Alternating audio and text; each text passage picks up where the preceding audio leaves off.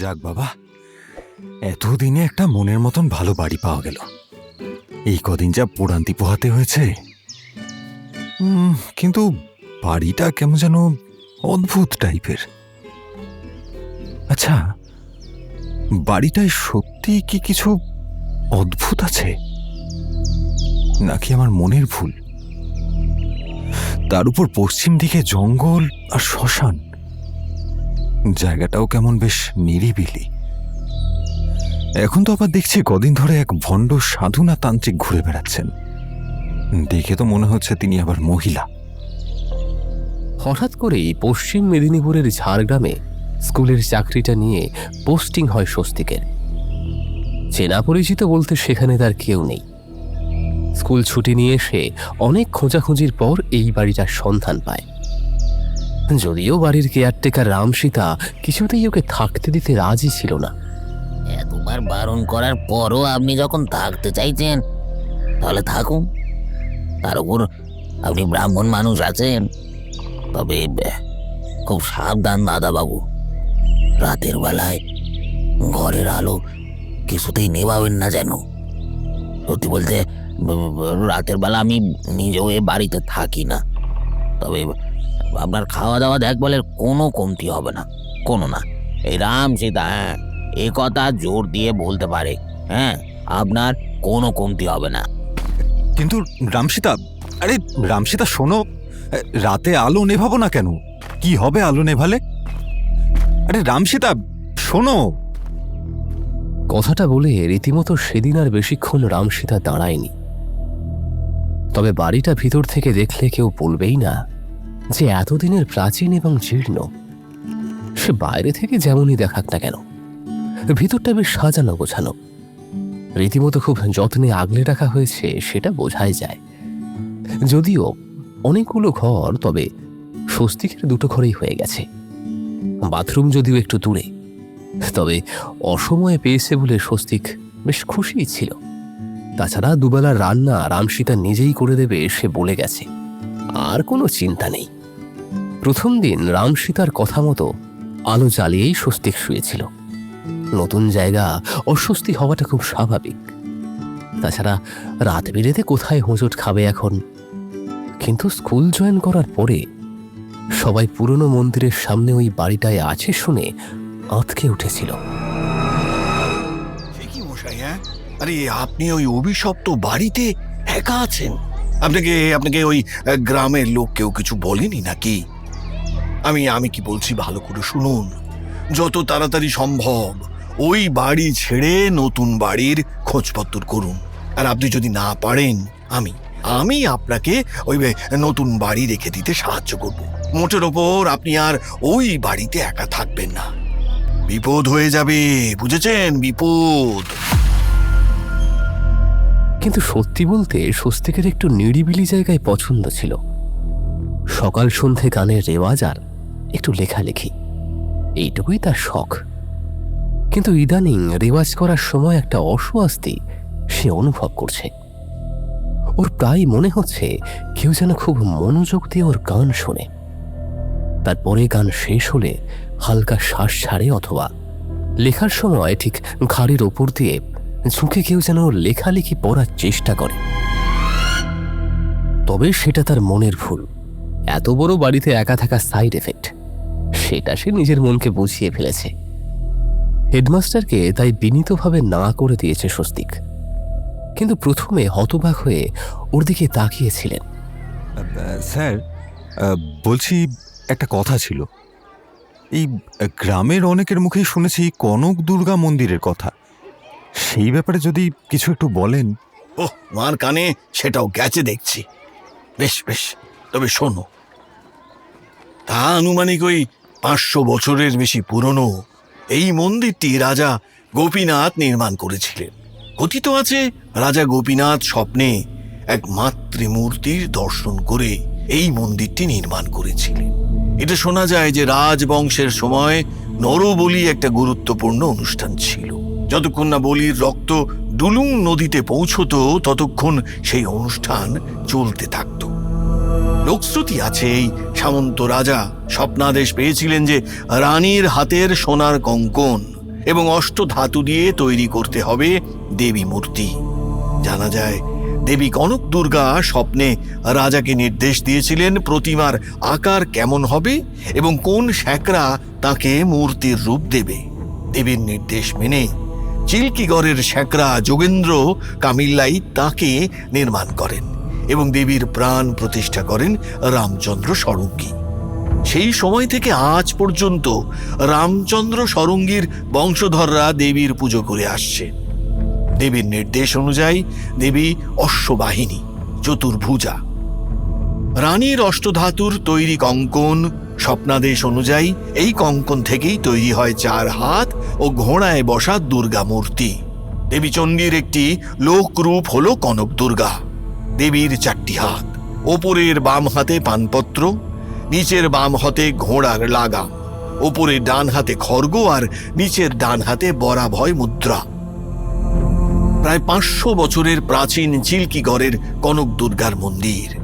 একসময় নরবলি হতো, তবে এখনো মোষ বা পাঁঠা বলি হয় এক বিশেষ রীতি মেনে। পুজোর 4 দিন কনক দুর্গাকে হাঁসের ডিম, মাছ পোড়া, শাক ভাজা, পান্তা ভাত দিয়ে ভোগ দেওয়া হয়। অষ্টমীর রাতে মন্দিরে পাতকুয়োর সামনে রেখে একটি পাঁঠা বলি নিবেদন করা হয়। আজ নিশি রাতে সেই বলি হয়। নবমীর অন্নভোগের আগে সেই বলির মাংস নতুন মাটির হাঁড়িতে সেদ্ধ করে রাজবাড়ির বিরাম কক্ষে রাখা হয়। নবমী তিথির যজ্ঞের পরে সেই হাঁড়িতে রাখা বলির মাংস রান্না করে মায়ের ভোগ দেওয়া হয়। মন্দিরের পুরোহিতের কথায় একেই বিরাম ভোগ বলা হয়। অষ্টমী বিহিত পুজোর পরেই নিশি রাতে বলির আয়োজন হয় জঙ্গলের গভীরে। সেখানে তিথি নক্ষত্র মেনে বলি হওয়ার পর সেটি নিয়ে আসা হয় রাজবাড়ির বিশেষ কক্ষে। এই বিরাম পুজোতে বাইরের কোনো মানুষ থাকে না, শুধুমাত্র পুরোহিত এবং কয়েকজন চর্চক উপস্থিত থাকেন, যারা বলিতে অংশ নেন বংশ পরম্পরায়। দশমীর ভোগে কনক দুর্গাকে দেওয়া হয় পান্তা ভাতের সাথে শাক ভাজা। চিল্কিগড়ের কনক দুর্গা পুজোয় বেশ কয়েক রকমের ভোগ নিবেদন করা হয়। অষ্টমী তিথিতে হাঁসের ডিমের পদ ভোগ হিসেবে দেওয়া হয়, তাকে বলে গঞ্জ ভোগ। তবে এখানে সন্ধি পুজোর বিশেষ গুরুত্ব আছে। ওই দিনই মা কনক দুর্গাকে দেওয়া হয় বিরাম ভোগ, যা মায়ের বিশেষ রান্না। চিল্কিগড়ের রাজবাড়িতে আছে বিশেষ বিরাম কক্ষ। সেখানেই নতুন মাটিতে হাঁড়িতে জল ও অন্যান্য সামগ্রী দিয়ে শাল পাতা দিয়ে ওই হাঁড়ির মুখ বেঁধে উনুনে চাপানো হয়। ওই উনুনে 3টি কাঠে আগুন জ্বেলে ঘরের দরজা বন্ধ করে তালাচাবি বন্ধ করা হয়। এরপর গভীর জঙ্গলে হয় পাঁঠা বা মোষ বলি। পরে নির্দিষ্ট সময়ে সেই বলির মাংস পরিষ্কার করে ওই হাঁড়িতেই রান্না করা হয়। পরে সন্ধি পুজোর যজ্ঞে সেই ভোগ নিবেদন করা হয় কনক দুর্গাকে। আজও চলে আসছে সেই রীতি। স্থানীয়দের বিশ্বাস দেবী স্বয়ং এই ভোগ রান্না করেন। পুরনো আমলের যে মন্দির রয়েছে সেটি বর্তমানে ভগ্নাবশেষ মাত্র। প্রাচীন পঞ্চরত্ন মন্দিরটি জরাজীর্ণ হয়ে যাওয়ায় একই চত্বরে তৎকালীন রাজা জগদীশচন্দ্র দেও ধবলদেবের উদ্যোগে পাশেই নতুন মন্দির নির্মিত হয় 1937 খ্রিস্টাব্দে।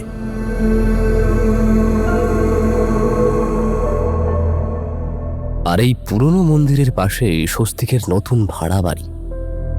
যদিও কিছুটা কাজের চাপ এবং অনীহাতেই নতুন বা পুরাতন কোনো মন্দিরই তার দেখা হয়নি, তবে রামসীতা রোজ একবার করে বলে যে স্বস্তিক যেন কনক দেবীর কাছে পুজো দিয়ে আশীর্বাদ নিয়ে আসে। তবে মন্দিরে না গেলেও নদীর ধারে গিয়ে বসে স্বস্তিক। নদীর শান্ত জলধারার সামনে গাছের ছায়ায় বসে কখনো গান গাইতে গাইতে বিভোর হয়ে যায়, তো কখনো লিখতে লিখতে হারিয়ে যায়। তবে সন্ধ্যা নামার আগেই ফিরে আসে সে। এমন না যে সে ভয় পায়। গ্রামের ছেলে সে, রাত বিরেতে কত মরা পুড়িয়েছে, শ্মশানে রাত কাটিয়েছে। তবে নতুন জায়গা, উপাসটা আবার বেশি ঘন জঙ্গল, তারপরই কেরুয়া বসনধারী মহিলা। পাগল কিনা কে জানে, তাই রাত করে না স্বস্তিক। স্বস্তিক ঠিক করেছে এই সপ্তাহের ছুটিতে সে মন্দিরে গিয়ে পুজো দিয়ে আসবে এবং মন্দিরটা দেখেও আসবে। মাকে নিয়ে এত কাহিনী যখন প্রচলিত আছে, তখন একবার তার দর্শন করতেই হবে। রামসীতা বেশ ভীতু লোক। রাতের খাবার তাড়াতাড়ি দিয়ে চলে যায়। একটা ছোট ওভেন সমেত গ্যাস স্বস্তিক কিনে নিয়েছে। খাবার গরম এবং চা সেই করে নেয়। স্কুল যাওয়ার সময় অবশ্য গরম খাবার এনে দেয়, তাই অসুবিধে হয় না। রাতে নিজের সুবিধা মতো খাবার গরম করে নেয়। এখানে এসে বেশ ওষুধি এবং বুনো ফুলের গন্ধে একটা ঝিম ধরা অনুভূতি আসে সন্ধ্যার পর থেকেই। মনে হয় যেন বহু প্রাচীনকালের কোনো মুনি ঋষির আশ্রমে চলে এসেছে সে। তাই গল্প লিখতে লিখতে কখন যে সে নিজের তৈরি মায়ার জগতে পৌঁছে যায় সে নিজেই খেয়াল করে না। এক একদিন তো সেজন্য খাওয়াও হয় না। লিখতে লিখতে এত রাত হয়ে যায় যে খাবার গরম করার ইচ্ছাটাও করে না, শুয়েই ঘুমিয়ে পড়ে সে। আবার পরের দিন অবশ্য রামসীতা রীতিমতো ওই নিয়ে খুব বকাবকিও করে। ওর বেশ হাসি পায়, আবার ভালোও লাগে। এই অচেনা জায়গায় কেউ তো নিজের ভেবে বকে ওকে।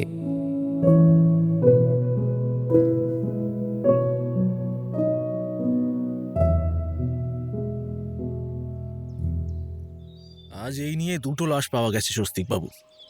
ওই জঙ্গলের ভেতরে একটা দিঘি মতো আছে, তার জলে মুন্ডুহীন দুটো লাশ পাওয়া গেছে। দুটোই 9-10 বছরের ছেলের। আপনি এই এলাকায় একদমই নতুন মানুষ, একটু সাবধানে থাকবেন। আর হ্যাঁ, কোনো সন্দেহজনক কিছু দেখলে আমায় জানাতে একদম ভুলবেন না যেন। স্বস্তিকের এই ব্যাপারটা একদম ভালো লাগছে না। যদিও এখন আর এ বাড়িতে থাকতে তার অসুবিধে হয় না, বেশ ভালোই ঘুম হয়। তবে এইসব ফালতু উৎপাতের কারণে পুলিশ আবার না সন্দেহ করে ওকে। যদিও ইন্সপেক্টর সব্যসাচী চক্রবর্তী বেশ ভালো লোক, স্বস্তিকের কাছেও এসেছিলেন, খুঁটিয়ে সব জিজ্ঞেস করেছেন। ওই মহিলাতান্ত্রিক সম্পর্কে খোঁজ নেবেন বলেও আশ্বাস দিয়ে গেছেন। রামসীতাকেও জিজ্ঞেস করেছিলেন ওই মহিলার সম্পর্কে, কিন্তু রামসীতা ওই মহিলার সম্পর্কে কিছুই জানে না, দেখেও নি।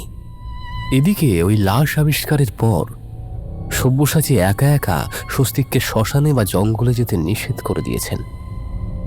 যদিও জঙ্গল বা শ্মশানে স্বস্তিক যায়নি, এমনকি পুজো দিতেও যাওয়া হয়নি তার।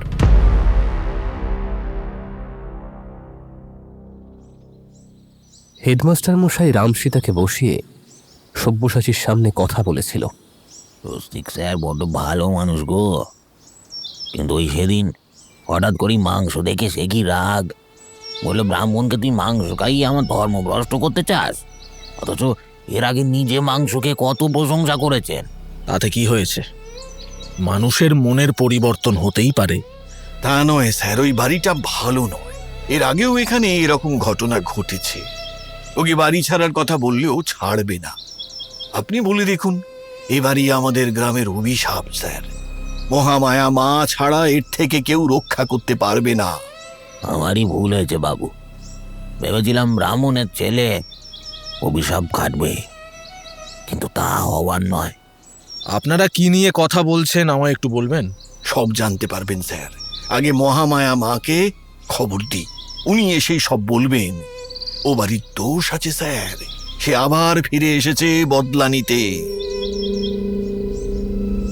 সেই সময় হঠাৎ করেই সব্যসাচীর চোখ গেল এক গেরুয়া বসনা মহিলার দিকে। মাথায় জটা, গলায় জবার মালা আর রুদ্রাক্ষ, হাতে ত্রিশূল এবং কমণ্ডলু। সব্যসাচী বলতে গিয়েছিল, আচ্ছা, ইনি হলেন স্বস্তিকের দেখা সেই ভৈরবী, কি তাই তো? তার আগেই হেডমাস্টার আর রামসীতা দৌড়ে গিয়ে বলল, মা, তুমি কবে এলে গ্রামে? এ সময় এসো এসো এসো এসো। মাগো, আবার আবার সেই মৃত্যুর খেলা শুরু হয়েছে। মা, আমাদের আমাদের রক্ষা করো মা, আমাদের রক্ষা করো। জানি রে, ওই জন্যই তো কদিন ধরে ওই শ্মশানে যজ্ঞ করছি আমি, কিন্তু এবার বিপদ আরো বেশি। হেডমাস্টার সব্যসাচীর সঙ্গে পরিচয় করিয়ে বললেন, ইনি মহামায়া মা। এর আগে এই গ্রামকে ইনি রক্ষা করেছেন স্যার। আপনাদের এসব বুজরুকিতে আমার কোনো বিশ্বাস নেই। সে বাবা তোমায় বিশ্বাস করতে হবে না, আইনের বিরুদ্ধে আমিও নেই। তবে তোমার উদ্দেশ্য যেমন ওই কচি কচি প্রাণদের রক্ষা করা, আমারও তাই। সঙ্গে নতুন মাস্টারের। আর এর আগে আপনি সবাইকে বাঁচিয়েছেন, সেটাও বুঝলাম না। কাল অমাবস্যা। আমি আমার শেষ ক্রিয়া করার আগে নূপুর আর ভোলাকে পাঠিয়েছি সব সামগ্রী আনতে। ততক্ষণ করার কিছু নেই, তোমার সময় থাকলে বলতে পারি। রাম সীতা ততক্ষণে কোনো সাপের খোলস আর ময়ূরের পালক জোগাড় করে নিয়ে এসো। আপাতত এটাই আমার কাজ, আপনি বলুন, আমি শুনছি। মহামায়াকে হেডমাস্টার তাড়াতাড়ি একটি চেয়ার নিয়ে বসতে দিলেন। হেডমাস্টারের বাড়িতেই কথা হচ্ছিল। রামসীতা সাপের খোলস আর ময়ূরের পালক আনতে চলে গেল। প্রায় 7-8 বছর আগের কথা। হেড স্যার তখন সদ্য এখানে মাস্টারি নিয়ে এসেছেন। ও, তার আগে বলি, এই কনক দুর্গার ইতিহাস জানা আছে তো? সব্যসাচী ঘাড় নাড়ল। মহামায়া আবার বলতে শুরু করলেন। প্রাচীন এই মন্দিরে আগে নরবলি হতো, শুনেছেন তো? ওই জঙ্গলেও বহু কাপালিক তান্ত্রিক সাধনা করত, বলি দিত। এখন সেসব ইতিহাস। এখানে শিবনিবাস আছে, পাগলা বাবার আশ্রম আছে। কনক মানে সোনা, সোনার মতোই রঙের অষ্টধাতুর তৈরি দুর্গা প্রতিমা, প্রায় 1 হাত লম্বা মূর্তি। এক রাত্রে দেবী মহামায়া তাঁকে স্বপ্নে দর্শন দেন। দেবী তাঁকে নির্দেশ দেন জামবনি রাজ্যের চিল্কিগড় বনাঞ্চলে তাঁর মূর্তি আর মন্দির তৈরি করে প্রতিষ্ঠা করতে। দেবী সেখানে অধিষ্ঠাত্রী হবেন। সকালে ঘুম ভেঙে রাজা গোপীনাথ দেখেন যে শুধু তিনি নন, আরও 2 জন তার সঙ্গে দেখা করতে এসেছেন। অদ্ভুত ব্যাপার, তাঁরাও একই স্বপ্ন দেখে তাঁকে জানাতে এসেছেন দেবীর দৈবাদেশের কথা। তাদের একজন হলেন ব্রাহ্মণ রামচন্দ্র সরঙ্গী, আর অন্যজন স্বর্ণকার বা শ্যাকরা যোগেন্দ্রনাথ কামিল্লা। রাজা গোপীনাথের 4 রানী, গোবিন্দমণি, চম্পামণি, ঠাকুরমণি আর দুর্গামণি।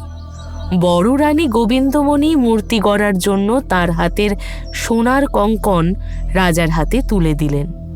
শ্যাকরা যোগেন্দ্রনাথ কামেল্লা স্বপ্নের সেই দেবীর রূপ ফুটিয়ে তুললেন সোনার অপরূপ মূর্তিতে। পঞ্চরত্ন মন্দির তৈরি হলো দেবীর জন্য। মন্দিরের গায়ে অলঙ্করণ করা হলো। মন্দিরে মহামায়ার সামনে দুর্গাপূজার মহাষ্টমীতে নরবলি দেওয়ার প্রথা শুরু হয় সেই সময়। রাজা গোপীনাথের মৃত্যুর পর তার বড় রানী গোবিন্দমণি রাজ্যভার নিয়ে রাজ্যের শাসনভার হাতে নিলেন, আর অন্য 2 রানী চম্পামণি আর ঠাকুরমণি রাজার সঙ্গে সতী হলেন। রানী গোবিন্দমণি এরপর কনক দুর্গা মন্দিরের নরবলি প্রথা বন্ধ করেন। এই নরবলি নিয়ে আরেকটি গল্প প্রচলিত আছে। মন্দিরে দেবী নাকি স্বয়ং আবির্ভূত হয়ে ভোগ রান্না করেন। তখন তো নরবলি দেওয়া হতো, রাজার আদেশে বলি জুটেও যেত।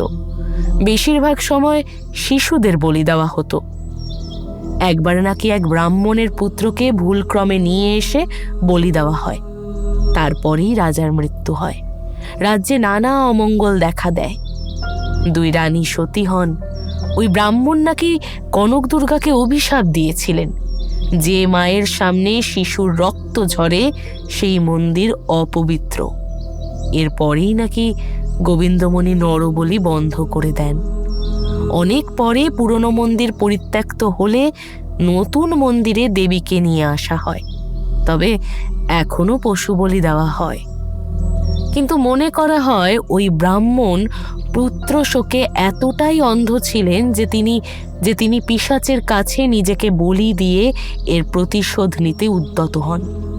তিনি ঠিক করেন যতদিন না তিনি এই রাজ্যের 108টি সন্তানের বলি দেবেন, তিনি পিশাচের দাস হয়ে থাকবেন ওই বাড়ির মধ্যে।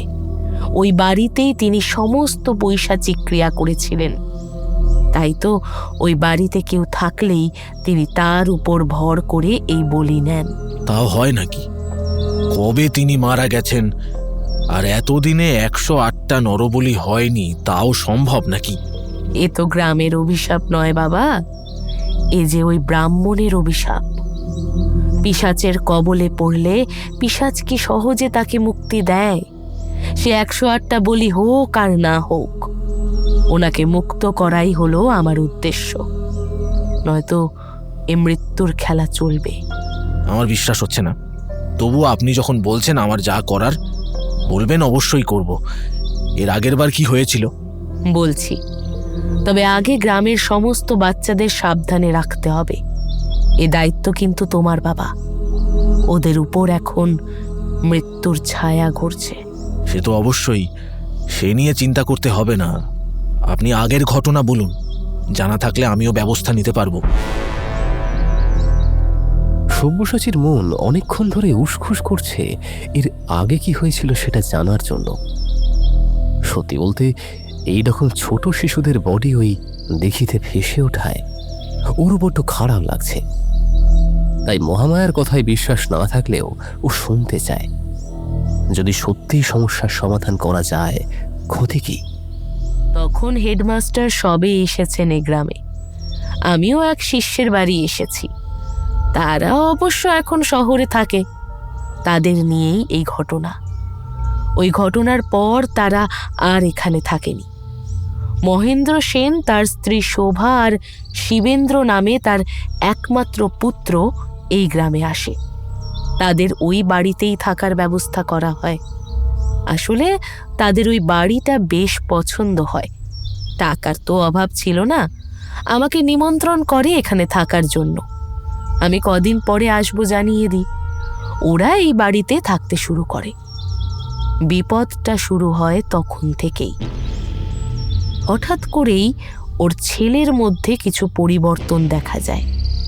একাই শ্মশানে গিয়ে বসে থাকতো, রাতে বেশিরভাগ সময় ঘরে থাকতো না, সকালে আবার ঠিক বিছানায় পাওয়া যেত।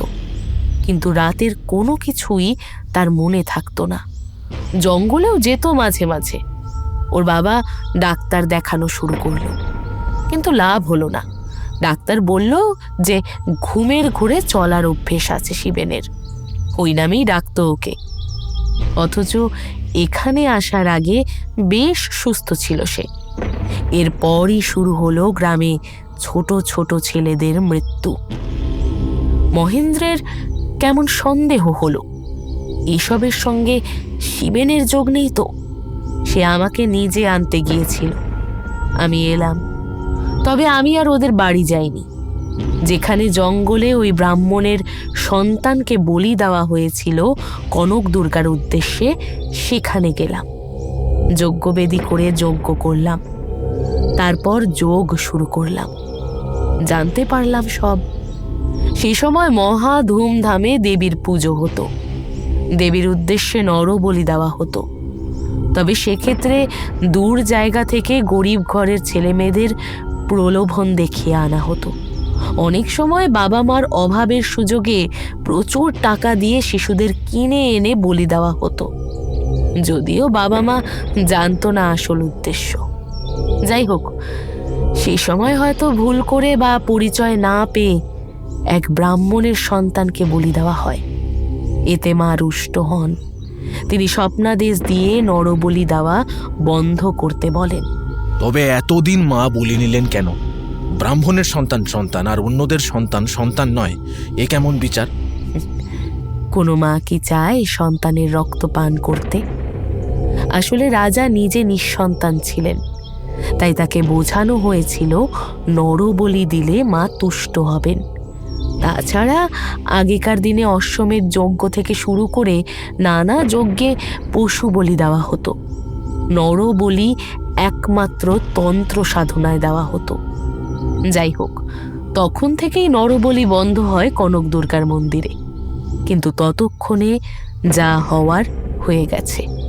ব্রাহ্মণ পুত্র শোকে দিশেহারা হয়ে কনক দুর্গাকে অভিশাপ দিয়েছে এই মন্দিরে পূজা বন্ধ হবে। তারপর সে নিজেকে পিশাচের কাছে সমর্পণ করে প্রতিশোধের বাসনায়। ওই বাড়িতে রাজা ব্রাহ্মণের আত্মাকে বন্দি করে কোনো এক গাছের নিচে তার আত্মাকে রেখে সেই গাছ বেঁধে দেন। শিবেন কোনোভাবে তাকে মুক্ত করেছে। আর তার ফলে সে গ্রামের ছেলে মেয়েদের হত্যা করছে। রাতে সে কি করে সে নিজেও জানে না। সম্মোহনের পর ওর আর কোনো জ্ঞান থাকে না। সম্মোহনের মতো ছেলেদেরও জ্ঞান থাকে না। পিশাচ তাদের নাম ধরে ডাকে এবং যে সাড়া দেয় সে ওই পিশাচের বশীভূত হয়ে পড়ে। তার বাহ্য জ্ঞান লুপ্ত হয়। এমনকি তাকে ডাকলেও, মারলেও, কাটলেও সে মুক্ত হবে না। সে ওই জঙ্গলে যাবেই, আর সেখানেই তাদের বলি দেয় শিবেন। যদিও তার কিছুই মনে থাকে না সেসব। আমি তখনও তন্ত্রবিদ্যায় এত পারদর্শী নই, তবুও বহু কষ্টে ওই পিশাচকে বন্দি করে ওই বাড়ির একটা গাছের নিচে বন্দি করে রেখে এসেছিলাম। আজ বহু বছর পর স্বস্তিককে স্বীকার করে নিজের কার্যসিদ্ধি করছে সে। আবার সেই পুরনো খেলা শুরু হয়েছে। ওই ব্রাহ্মণ চাইলেও পিশাচকে আটকাতে পারবে না। তিনি এখন পিশাচের হাতের পুতুল। সত্যি আপনার মনে হয় আপনি এসব বন্ধ করতে পারবেন? আমি এর আগের বার সাক্ষী ছিলাম এসবের। ওই যজ্ঞের সময় সঙ্গে ছিলাম। সে অভিজ্ঞতা বর্ণনা করতে পারবো না, এতটাই ভয়াবহ। আমি যখন স্বস্তিককে প্রথম দেখি তখন ওর চোখ দেখেই সন্দেহ হয়। ওকে বাড়ি ছাড়ারও পরামর্শ দিই, যদিও জানতাম ও শুনবে না। তবে মহামায়া মাকে খবর দিতাম। তার আগেই তো উনি নিজেই চলে এসেছেন। এও এক দৈবিক ক্ষমতা, আমার একদম দৈবিক ক্ষমতা। দৈবিক নয়, গুরুর আদেশ। তিনি স্বপ্নে এসে বললেন আবার এই গ্রামের বিপদ। তাই চলে এলাম। এসেই ওই বাড়ির উপর নজর রাখছিলাম। স্বস্তিককে দেখেই বুঝি সত্যি এই গ্রামের ঘোরতর বিপদ উপস্থিত। কিন্তু স্বস্তিক ওই পিশাচের কবলে পড়ল কি করে? যোগ বলে যেটুকু দেখেছি সেটুকু বলি। ওই বাড়িতে যেই থাকবে তারই অস্বস্তি হবে। রাম সীতাকে ওই ঘটনার পর ওখানে থাকতে নিষেধ করি। তবে ও দেহাতি মানুষ। টাকার লোভে বা ব্রাহ্মণের সন্তান ভেবে হোক, ও স্বস্তিককে থাকতে দেয়। স্বস্তিকের প্রথম থেকেই একটু অদ্ভুত লাগতো বাড়িটা। আমাকে দেখার পর ওর মনে হয় নতুন জায়গা, তারপর আমি ওর ওপর নজর রাখছি। কিন্তু আমি দেখেছি খুব সকালে গান গাওয়া অভ্যাস ওর। আবার গল্পও লেখে ওই নদীর পাড়ে বসে। আমার মনে হয় ওই বাড়ির কোথাও থেকে ও পিশাচ জাগরণের গ্রন্থ পেয়েছে, আর ওই মন্ত্রগুলোকেই গান ভেবে গিয়েছে। কারণ শিবেনও তাই করেছিল। তারপরেই পিশাচ জেগে ওঠে। ওদিকে স্বস্তিকের ওই গান বা মন্ত্রোচ্চারণে পিশাচ মুক্তি পায়। এবার আমাদের শুধু ওই পিশাচকে বন্দি করলেই হবে না, ওই গ্রন্থ উদ্ধার করে ওই পিশাচকে চিরতরে শেষ করতে হবে। তবে পিশাচ শেষ করা এত সহজ নয়। দেখা যাক। কিন্তু এই গ্রন্থ খুঁজতে গেলে তো স্বস্তিক বাধা দেবে। তবে ওই জন্যই ময়ূরের পালক আনতে বললাম। সব্যসাচী ওই বডি সম্পর্কে তদন্ত করতে যাবে বলে স্বস্তিকের সঙ্গে কথা বলে ওকে আটকে রাখবে কথার ছলে। ততক্ষণে রাম সীতা ওই বাড়ি খুঁজে ওই গ্রন্থ উদ্ধার করে আমায় দেবে। আমি কাছে পিঠেই থাকবো। তাছাড়া ওই ময়ূরের পালকের দুটো তাবিজ করে ওদের গলায় পরিয়ে দেব। পিশাচ স্বস্তিকের ওপর ততক্ষণ ভর করতে পারবে না যতক্ষণ ওই তাবিজ ওদের গলায় থাকবে। পিশাচ ওই তাবিজেই জব্দ। সে নয় আমি আটকে রাখবো, কিন্তু স্বস্তিকের ঘরে যদি লোকানো থাকে ওই গ্রন্থ, ও ঘর থেকে না বের হলে উদ্ধার হবে কি করে? ওই জন্যই আমি আশেপাশে থাকবো। আমায় দেখলে ও ঠিক বেরিয়ে আসবে। সঙ্গে তুমি থাকবে বাবা। আমায় যতক্ষণ পারো জেরা করবে, যতক্ষণ না রাম সীতার ঘর তল্লাশি শেষ হচ্ছে। সে বেরিয়ে ইশারা করলে আমায় ছেড়ে দেবে, অথবা থানায় নিয়ে যাবার নাম করে দুজনকেই তুলে নিয়ে আসবে। এতে নিরাপদে গ্রন্থ আমাদের কাছে চলে আসবে, আর স্বস্তিকও আমার সম্পর্কে নিশ্চিন্ত হয়ে যাবে। ওর ভেতরে যে পিশাচ ভর করেছে সে আবার নিজের কাজ শুরু করবে। তখনই আমাদের স্বস্তিকের থেকে পিশাচকে আলাদা করে স্বস্তিককে মুক্তি দিতে হবে। তার জন্য অবশ্য বিশেষ যজ্ঞের প্রয়োজন। সেসব ব্যবস্থা আমি করে নেব। আজ রাতেই ওই ময়ূরের পালকের তাবিজ করে তোমাদের দুজনকে দিয়ে দেব। সব্যসাচীর সব যেন কেমন গুলিয়ে যাচ্ছিল, শুধু ঘাড় নাড়ল।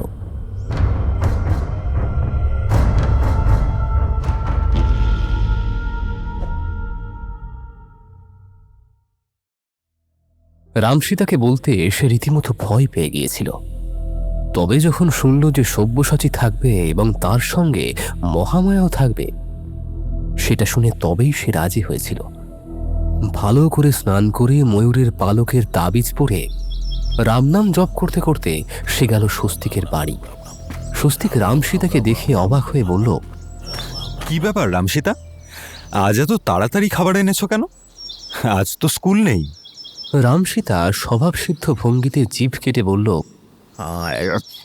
আমার আমার বউটা বড় গোলাক্কার দাদাবাবু আমাকে খবর দিয়ে পাঠিয়ে দিল। আমিও ভুলে নিয়ে চলে এসেছি। তা তুমি খেয়ে নাও দাদাবাবু, আমি তোমার ঘর দুয়ার পরিষ্কার করে দিই। সে নয় দুপুরে আবার খাবার নিয়ে আসবো। বাড়ি তো আমার এমন কিছু দূরে নয়, কোনো অসুবিধা নেই দাদাবাবু, আপনি খেয়ে নিন। এ সময় সব্যসাচী এসে উপস্থিত হলো। প্রথমে স্বস্তিকের কাছে ওই দিঘির লাশ সম্পর্কে বলল, আচ্ছা, এর মধ্যে এমন কিছু দেখেছেন যা আপনার অদ্ভুত লেগেছে বা সন্দেহজনক কিছু যা খটকা লেগেছে? স্বস্তিক মহামায়াকে দেখে বলল, যদিও সে মহামায়াকে চেনে না। স্বস্তিকের কথা মন দিয়ে শুনল, মাঝে মাঝে দু চারটে কথা জিজ্ঞেসও করল। এ সময় হঠাৎ করে মহামায়াকে দেখে উত্তেজিত হয়ে বাইরে বেরিয়ে এলো স্বস্তিক। এই তো সেই ভদ্রমহিলা। সব্যসাচী আর স্বস্তিক বের হতেই স্বস্তিকের ঘরে ঢুকে রামসীতা ওর ঘর গোছানোর কায়দায় খুঁজতে লাগলো সেই বইটা। এদিকে কিছু না জানার ভান করে সব্যসাচী মহামায়াকে প্রশ্ন করতে লাগলো, যেন এসবের পেছনে আছেন মহামায়া। বিশেষ করে একজন মহিলা হয়ে ওই শ্মশানে জঙ্গলে ঘুরে বেড়াচ্ছে, তাও একা। সুতরাং সন্দেহের অনেক কারণ আছে। এদিকে রামসীতা বেরিয়ে সে ইশারায় সব্যসাচীকে বলল, উনি তো যাবেন আমার সঙ্গে, সাথে তুমিও চলো। কে বলতে পারে তুমিও হয়তো এর সঙ্গে যুক্ত। বলে রামসীতাকে ধরে মহামায়াকে সঙ্গে নিয়ে জিপে উঠে বসল সব্যসাচী।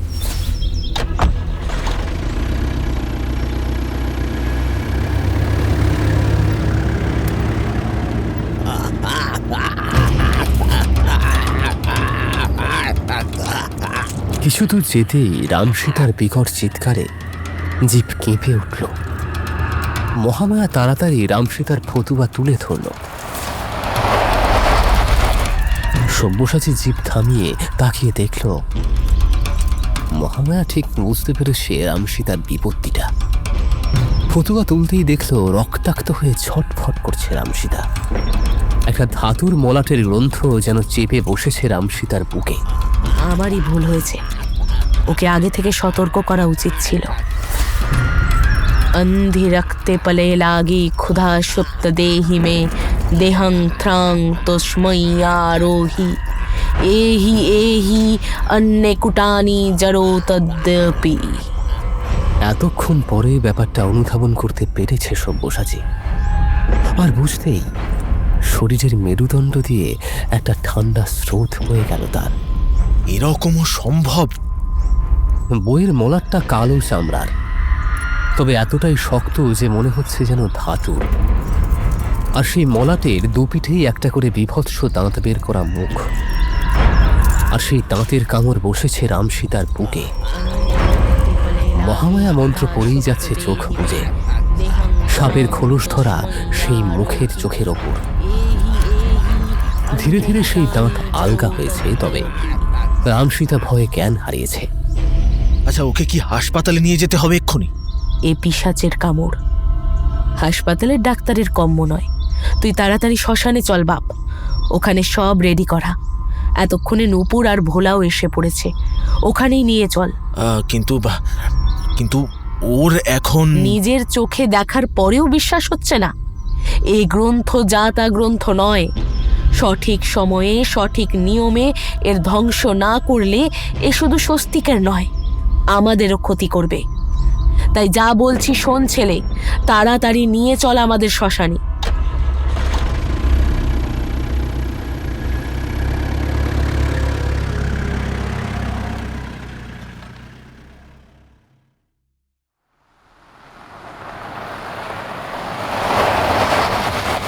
সব্যসাচী এবার আর কোনো কথা না বলে দ্রুত শ্মশানে নিয়ে এলো মহামায়ার নির্দেশ মতো। এসে দেখল সেখানে বিশাল এক অগ্নিকুণ্ডের আয়োজন করা হয়েছে। একজন মহিলা, একজন পুরুষ এবং হেডমাস্টার মশাই সেখানে উপস্থিত। শ্মশানে পৌঁছতেই মহামায়া বললেন, নূপুর, ভোলা, তাড়াতাড়ি ওকে নিয়ে ওই হোমকুণ্ডের সামনে শুইয়ে দে। নূপুর, ওনাকে তো আমি চিনি, একজন স্বনামধন্যা লেখিকা উনি। ওনার লেখা অনেক গল্পই তো আমি পড়েছি। তার মানে ওই লোকটা হলো ভোলা, আর এই সন্ন্যাসিনী উনি হলেন স্বয়ং মহামায়া। মহামায়া ততক্ষণে গ্রন্থ সমেত গাড়ি থেকে নেমে অগ্নিকুণ্ডের দিকে এগিয়ে গেছেন। রামসীতাকে শুইয়ে দেওয়া হয়েছে হোমকুণ্ডের সামনে। ভোলা কি সব সামগ্রী সাজিয়ে রেখেছে হোমকুণ্ডের পাশে। হেডমাস্টার মশাই হতবাক হয়ে রামসীতাকে দেখছেন। সব্যসাচী অবাক হয়ে তাকিয়ে আছে নূপুর আর ভোলার দিকে। যিনি এত সুন্দর ভৌতিক কাহিনী লেখেন তিনি সত্যিই মহামায়ার সহচরী। মহামায়ার সব ক্রিয়ার সঙ্গে এই নূপুরই থাকে, এটা দেখেও যেন বিশ্বাস করতে পারছেন না সব্যসাচী। নূপুর ততক্ষণে রামসীতার ক্ষতে কিভাবে জড়িবুটি লাগিয়ে দিয়েছে। মহামায়া পঞ্চমন্দির আসন তৈরি করে তাতে বসলেন। তারপর একটা পানে কিছুটা সিঁদুর দিয়ে মন্ত্র পড়ে সবার চারপাশে গণ্ডি এঁকে দিতে বললেন। ভোলাকে রামসীতার সঙ্গে থেকে তার চারপাশে গণ্ডি কেটে নিতে বলল। এবার নিজে পঞ্চমন্দির আসনে বসে ওই পিশাচের গ্রন্থটা খুলে সামনে রাখলেন এবং মন্ত্রপাঠ শুরু করলেন। ভূতং পিশাচং আগত আগত অস্তি ক্ষয় ভবে জলে ভ্রামতক্ত কালজেবে। ধীরে ধীরে আগুন যত প্রকট হতে লাগলো, মহামায়ার মন্ত্রোচ্চারণ তত বাড়তে লাগলো। নূপুর আর ভোলা সবার চারপাশে গণ্ডি ঠিকঠাক আছে কিনা দেখে নিল। তারপর ভোলা রামসীতার পাশে বসে গণ্ডি কেটে অপেক্ষা করতে লাগলো। ওদিকে নূপুর মহামায়ার পাশেই গণ্ডি কেটে বসেছে। আগুনের তাপ ক্রমশ বাড়ছে। ভূতং পিশাচং আগত আগত অস্তি ক্ষয় ভবে জলে ভ্রামতক্ত কালজেবে। একসময় মহামায়ার মন্ত্র থামল। সবাই দেখল মহামায়ার সামনে রাখা সেই পিশাচ গ্রন্থ ক্রমশ খুলে যাচ্ছে নিজে থেকেই। সব্যসাচী হতবাক হয়ে দেখছে গ্রন্থের এক একটা পাতা খুলছে আর মহামায়া মন্ত্র পড়ছেন তার থেকে। এদিকে দূরে হঠাৎ একটা ধোঁয়ার মতো কুণ্ডলী যেন এগিয়ে আসছে তাদের দিকে। সব্যসাচী কিছু বুঝে ওঠার আগেই ঝড়ের গথ যেন হাওয়ার বেগটা তুলে উড়িয়ে চারিদিকে ভরিয়ে দিল।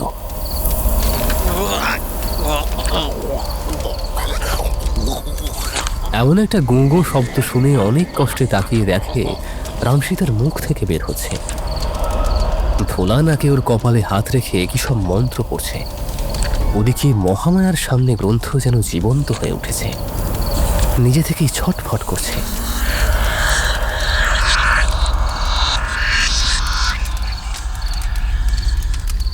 হঠাৎ করে আশপাশ সব শান্ত হয়ে সমস্ত ধুলো মুছে গিয়ে যেন এক নিবিড় অন্ধকারে চারিদিক ঢেকে গেল।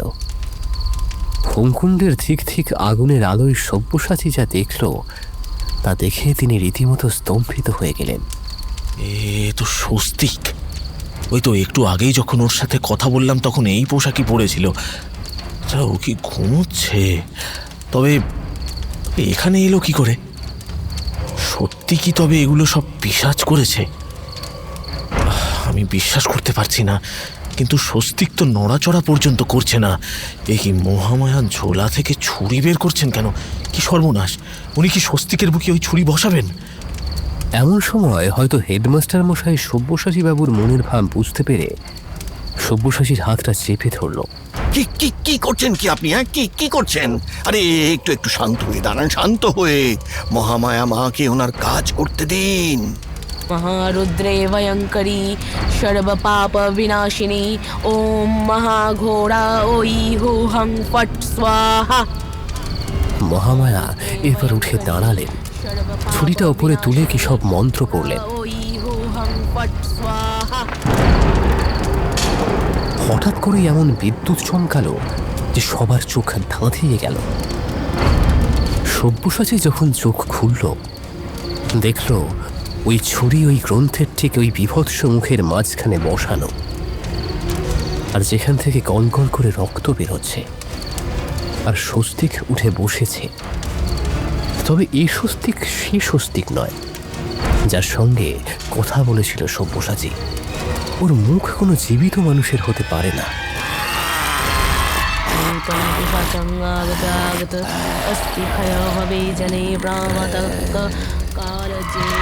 মহামায়ার মন্ত্রের মাঝেই শোনা গেল একটা হিস হিসে কর্কশ কণ্ঠ।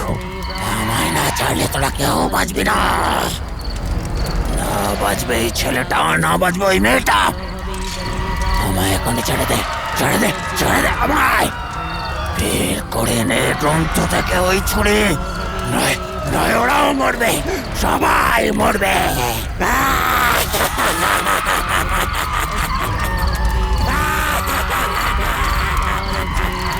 বলে রামসীতার দিকে আঙুল দেখিয়ে পাগলের মতো হাসতে লাগলো। মহামায়া এত কিছুর মধ্যেও কিন্তু মন্ত্র থামায়নি। এবার এই গ্রন্থ থেকে একটার পর একটা পৃষ্ঠা ছিঁড়ে হুমকুণ্ডে ফেলতে লাগলো মহামায়া।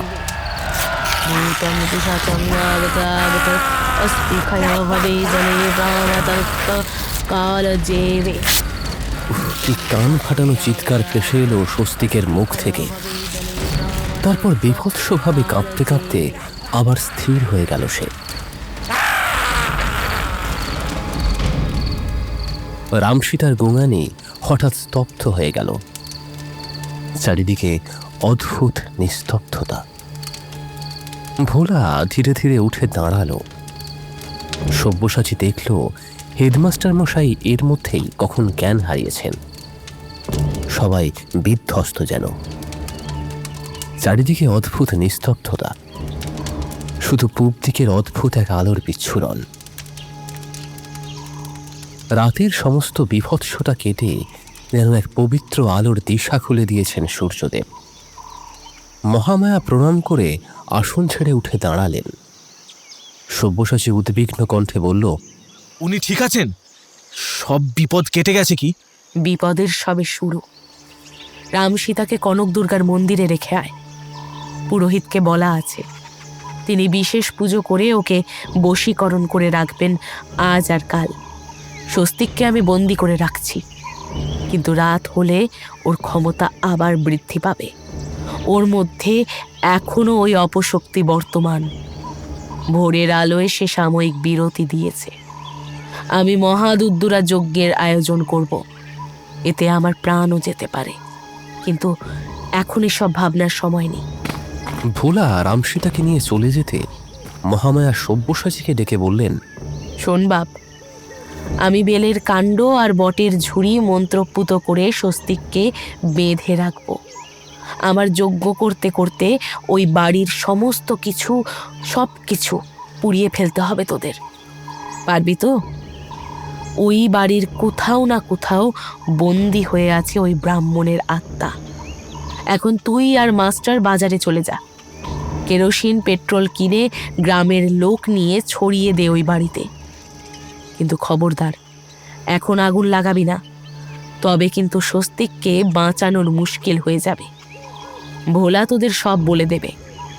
আর একটা কথা, পিশাচ তোদের বাধা দেওয়ার অনেক চেষ্টা করবে, শুধু মনে রাখবি ওই বাড়িতে আগুন দিতে না পারলে শুধু স্বস্তিক নয়, রাম, সীতা, নূপুর আর আমার মৃত্যুও নিশ্চিত। ওরা মহামায়ার কথা শুনে চলে গেল। মহামায়া হোমকুণ্ডের নিভন্ত আগুন থেকে ছাই বের করে আগে ভোলা আর স্বস্তিকের সারা গায়ে মাখিয়ে দিলেন। এখন ওর জ্ঞান আসেনি, একা ওকে ফেলে বটির ঝুড়ি আনতে যাওয়া ঠিক হবে না। বলা যায় না, জ্ঞান ফিরে আসার পর পিশাচের প্রভাবে একবার যদি চোখের আড়াল হয়, খুঁজে পাওয়া মুশকিল হবে। ভোলা আসলেই না হয় দুদ্দুরা যজ্ঞের সমস্ত আয়োজন হবে, কিন্তু এই যজ্ঞ করতে তো রক্তের প্রয়োজন। আমার আর ভোলার দেহ তো বিশেষ মন্ত্র দ্বারা বশীভূত, আমাদের রক্ত দিয়ে হবে না। এক হয় যদি সব্যসাচী রক্ত দিতে রাজি হয়, কিন্তু তাতে তো ওর প্রাণ সংশয়ের সম্ভাবনা রয়েছে। মহামায়া যখন এইসব ভাবছেন, তখন রাম সীতাকে মন্দিরে রেখে ভোলা উপস্থিত হলো। ভোলাকে কিছু নির্দেশ দিয়ে ডুলুং নদীতে স্নান করে বেলকাণ্ড এবং বটের ছুরি নিয়ে উপস্থিত হলো শ্মশানে মহামায়া। এবার মৃতদেহের অপেক্ষা। শিশুর মৃতদেহ ছাড়া যজ্ঞ সম্ভবপর নয়। কিছুক্ষণ পরে সব্যসাচী আসতে তাকে রক্ত আর মৃতদেহের কথা বললেন মহামায়া। সব্যসাচী তার পরিচিত এক ডোমকে ফোন করে মৃতদেহের ব্যবস্থা করে দিল, রক্ত দিতেও রাজি হলো।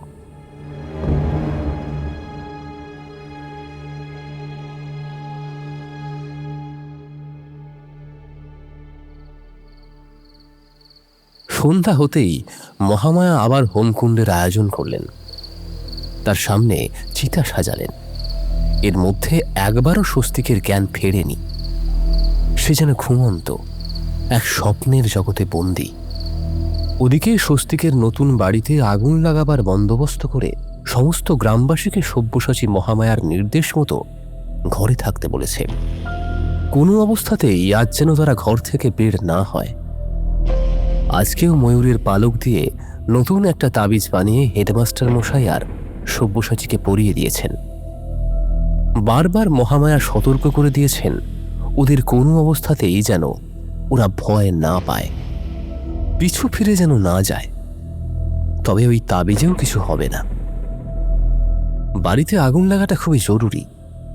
দুজনের মধ্যে একজন যেন আগুন লাগায় বাড়িতে, নয়তো ব্রাহ্মণের মুক্তি কোনোভাবেই সম্ভব নয়। ওই পিশাচ তার আত্মাকে ওইখানেই কোথাও বন্ধন করে রেখেছে নিজের কার্য উদ্ধারের জন্য। এরপর চিতায় ওই শিশুর মৃতদেহ শুইয়ে তার উপরে মহামায়া উঠে বসলেন। ভোলা মন্ত্রপাঠ করে হোমকুণ্ডের অগ্নি প্রজ্বলনের মাধ্যমে যজ্ঞ শুরু করলেন। একটু পরে ভোলা একটা ছুরি দিয়ে ইশারা করতেই সব্যসাচী নিজের তর্জনী ওই ছুরিটা দিয়ে কেটে কয়েক ফোঁটা রক্ত ফেলে দিলেন হোমকুণ্ডে।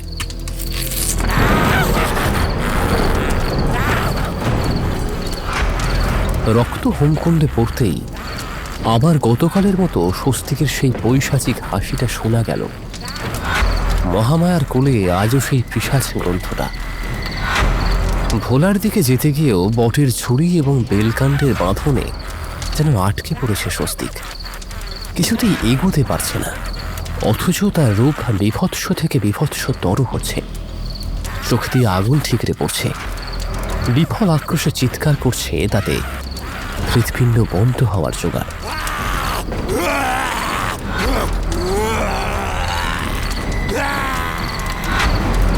হোমকুণ্ডের আগুন থেকে একটা জ্বলন্ত বেলকাঠ বের করে ভোলা মহামায়ার চিতার আগুনে লাগিয়ে দিল।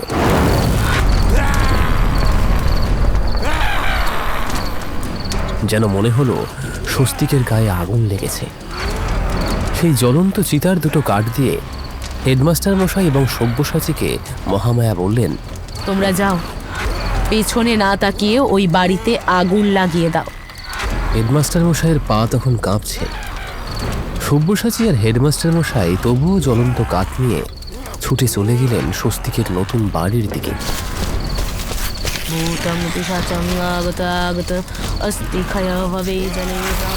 ওদিকে মহামায়া নিজের চিতার আগুনে এক এক করে পিশাচ গ্রন্থের পাতাগুলো ছিঁড়ে সমর্পণ করে পিশাচ গ্রন্থের মন্ত্র পড়ছেন।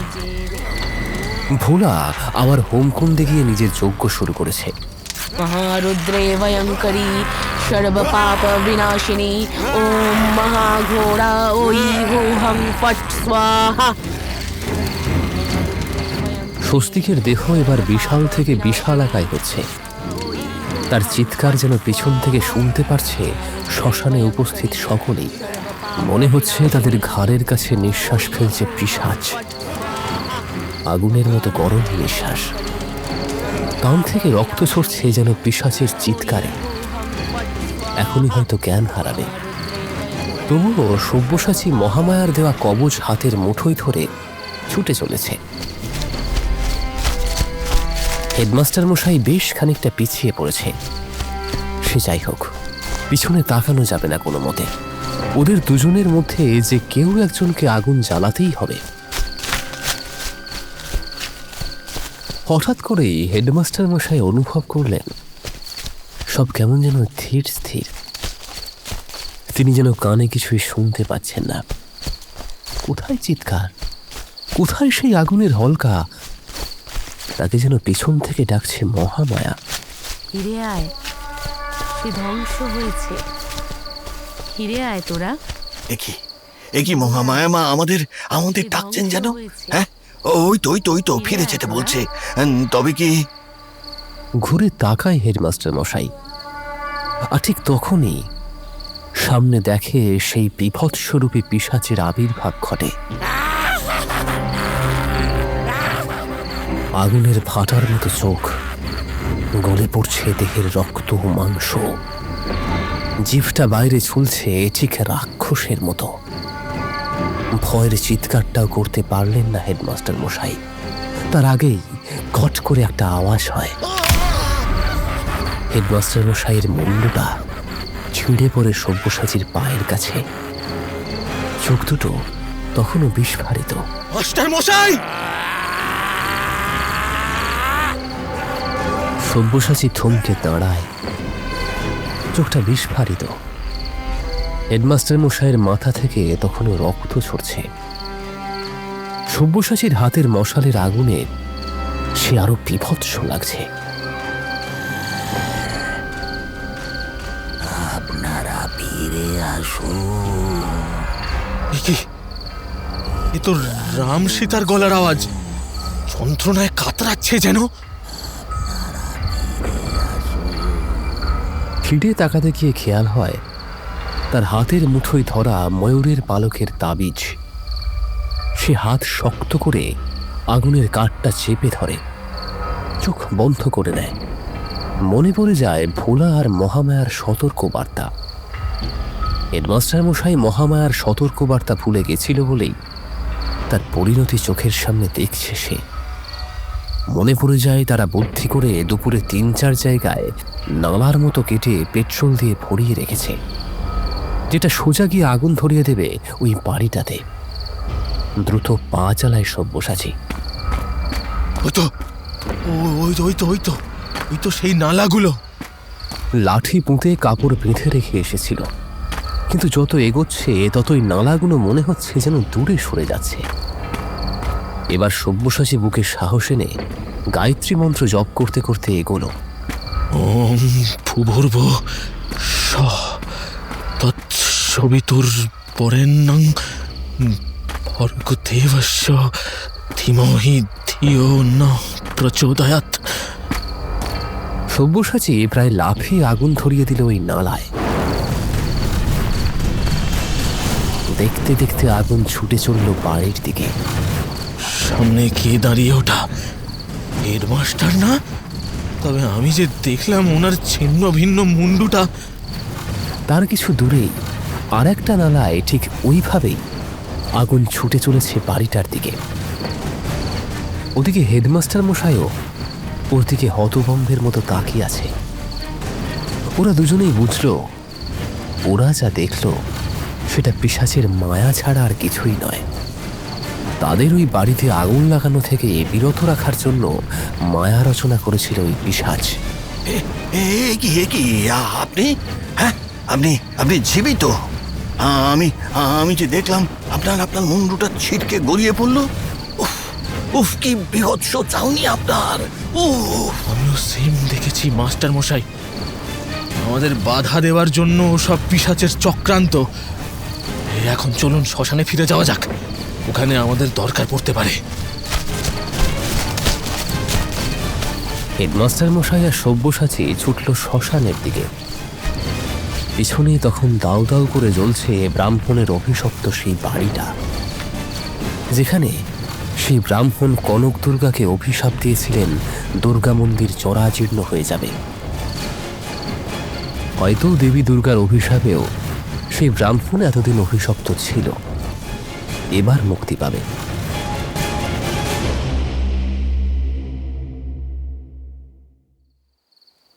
এদিকে মহামায়া দদ্দুরা তন্ত্রের দ্বারা শ্মশান বন্ধন করে ফেলেছেন। সেখানে জাগ্রত হচ্ছে লাখ লাখ বন্দি পিশাচ। সবাই হোমকুণ্ডের সেই রক্ত পান করছে, কিন্তু সেই পিশাচ যতক্ষণ না স্বস্তিকের দেহ ছাড়বে ততক্ষণ তাকে শেষ করা যাবে না। সব্যসাচী আর হেডমাস্টার এসে দেখলেন, কোথায় মহামায়া? সামনে জ্বলন্ত চিতার আগুনে লকলকে শিখা। ভোলার সামনে দাঁড়িয়ে স্বস্তিকের দেহটা আগলে, কিন্তু স্বস্তিকের শরীরে মনে হচ্ছে প্রাণ নেই। সেখান থেকে যেন এক ধোঁয়ার কুণ্ডলি বেরিয়ে গেল মহামায়া যে চিতায় উপবিষ্ট সেই চিতার উদ্দেশ্যে। ওদিকে চিতায় মনে হচ্ছে দক্ষযজ্ঞ শুরু হয়েছে। একজন মহামায়া আর অন্যজন স্বস্তিকের শরীরে থাকা সেই পিশাচ। তার ভয়ঙ্কর আকৃতি দেখেই বোঝা যাচ্ছে, কিন্তু তৃতীয় জনকে? ওদের মনে যখন এই প্রশ্নটা ঘুরপাক খাচ্ছে, তখন ভোলা বলল, ওই আত্মা ওই শিশুটার, যার দেহের উপর মহামায়া সাধন করছিলেন। এই দদ্দুরা যজ্ঞের রীতি হলো কোনো শিশুকে দৈবিক ক্ষমতা প্রদান করে তাকে এমন ক্ষমতাশালী করে তোলা যাতে সে যে কোনো পিশাচের সঙ্গে লড়তে পারে। আর তার সঙ্গে যুক্ত হয় শ্মশানের অতৃপ্ত লাখ লাখ আত্মারা। সব্যসাচীর ওই রক্তে তারা জেগে উঠেছে। তারা পিশাচকে হারাতে পারলেই তাদের সবার মুক্তি ঘটবে, তাই তারা দদ্দুরা যজ্ঞে সহযোগিতা করে চলেছে। সব্যসাচী হাঁ করে শুধু দেখছিল, এই কোন মহামায়া? কি ভীষণ তার তেজ, শক্তি! শ্মশানের আগুনেও যেন তার কোনো ক্ষতি হচ্ছে না। ওদিকে তার আকৃতিও ভীষণ থেকে ভীষণতর হচ্ছে, কিন্তু তিনি সাধনায় লিপ্ত। তার সামনে পিশাচের সঙ্গে লড়ছে এক নাবালক। কি তার রূপ, কি তার ক্ষমতা! পিশাচ যতই তাকে আঘাত করছে, যেন মনে হচ্ছে পিশাচকে আঁকড়ে ধরেছে শত শত কোনো শক্তি, আর একের পর এক আঘাত হয়ে চলেছে সেই শিশু পিশাচের ওপরে।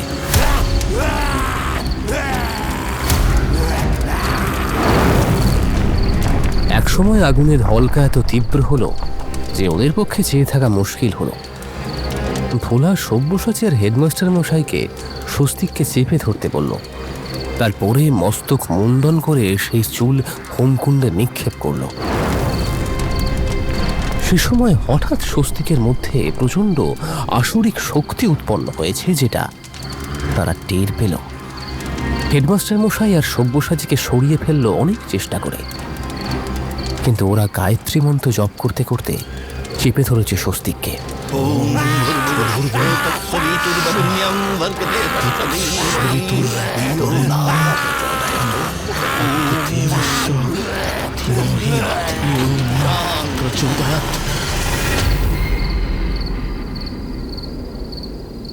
অবশেষে সমস্ত চুল হোমকুণ্ডে অর্পণ করার পর স্বস্তিক ক্রমশ ঠান্ডা হলো। হেডমাস্টার মশাই আর সব্যসাচী দেখল, কোথায় আগুন, কোথায় সেই ধুমধুমার যুদ্ধ? সব শান্ত। মহামায়া যেমন আগে সাধনা করছিলেন মৃতদেহের ওপরে, তেমনই সাধনা করছেন। শিশুর মৃতদেহটাও সেই রকমই আছে, শুধু পিশাচ গ্রন্থটা নেই মহামায়ার কোলে। সব্যসাচী আর হেডমাস্টার মশাই বসে পড়লেন মাটিতে। দুজনেই বড় বিধ্বস্ত। ভোলাও যজ্ঞ শেষ করে বসে পড়ল ওদের পাশে। ভোরের সূর্য তখন দুলুর নদীতে আবির ছড়িয়ে দিচ্ছে।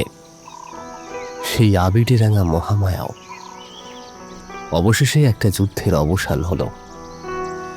মহামায়া চোখ খুলে হেসে বললেন, যাক, বিপদ এবার বরাবরের মতো কেটে গেছে।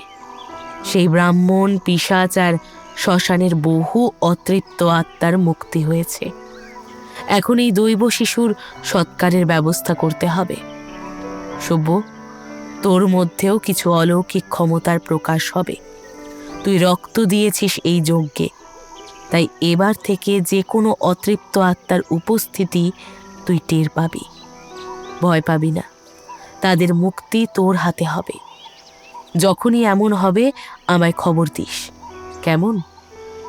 তারপর স্বস্তিকের দিকে তাকিয়ে বললেন, ওকে হাসপাতালে ভর্তি করে দে, একদিনেই ঠিক হয়ে যাবে। তবে পিশাচকে অধিকার করেছিল তো, তাই হয়তো একটু দুর্বল লাগবে। তবে কোনো না কোনো পুণ্য তো করেছিল, তাই কনক দুর্গার অভিশাপ ওর মাধ্যম দিয়েই শেষ হলো। ঠিক হলে ওকে নিয়ে মায়ের মন্দিরে গিয়ে পুজো দিস। আমি ওই বালকের সৎকার করে স্নান করে নূপুরকে দেখে আসি। এরপর মহামায়া নূপুরকে নিয়ে চলে আসতে চেয়েছিল, কিন্তু গ্রামের মানুষ, হেডমাস্টার মশাই, সব্যসাচী, রামসীতা, স্বস্তিক মহামায়াকে আসতে দেয়নি। মহা ধুমধাম করে কনক দুর্গার পুজো করল গ্রামবাসী, মহামায়াকে সঙ্গে নিয়ে। মন্দিরের পুরোহিত পুজো করে মহামায়াকে কৃতজ্ঞতা জানায় গ্রামকে উদ্ধার করার জন্য। মহামায়া হেসে বলেন, সবটাই কনক দুর্গার আশীর্বাদ। তিনি চেয়েছেন বলেই সবার মুক্তি হয়েছে। তিনি যে এখানে স্বয়ং বিরাজমান।